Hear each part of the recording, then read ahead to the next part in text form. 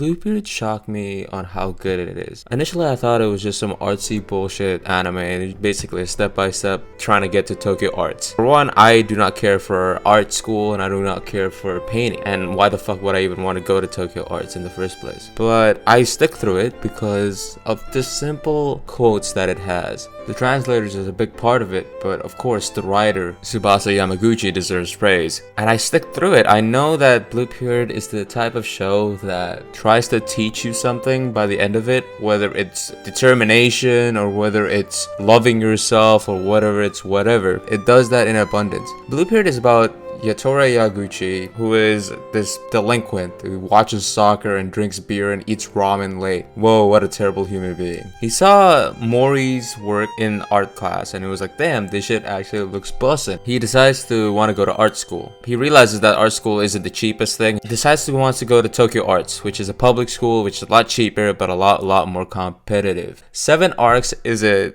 mediocre studio. Tonikaku Kawaii is the only show that I've watched by 7 Arcs, and I thought that was okay. It wasn't amazing in its animation. Of course, it's a rom-com. There's not really room to flex their animation. There's also room to just not be crap, and it was just mediocre. This is the same thing with Bluebeard. The animation just looks completely mediocre. The art style is bleh. The music is bleh. But what really stands out is the writing. It's Tsubasa Yamaguchi. The writing is absolutely wonderful.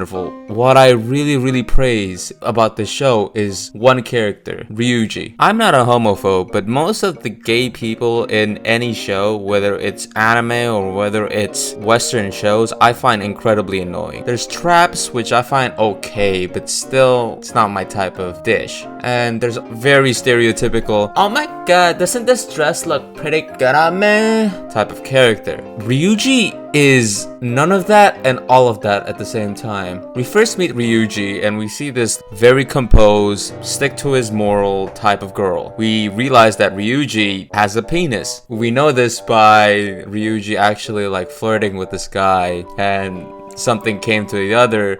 Ryuji ends up telling this guy that he has a penis. We sort of stop knowing about Ryuji, sort of just goes to the background, does whatever, right? Until about episode 8 and episode 9. Ryuji gets more screen time. We get to know what Ryuji is like with his family. His family is the stereotypical mom's alcoholic, dad's abusive, but his grandma is this kind old lady who really likes old Japanese art. Ryuji's also studying to get into a art college, not necessarily Tokyo Arts, but a college that focuses on old Japanese art. Ryuji, we get to know even more that she's a better modern art drawer than a old Japanese art drawer. We get to see this sort of conflict that Ryuji has, because in one sense that he wants to make his grandma proud and be this incredible old Japanese art drawer. In the other hand, we see that Ryuji is an incredibly talented modern art drawer. You see, what's different about Ryuji and any other gay characters I've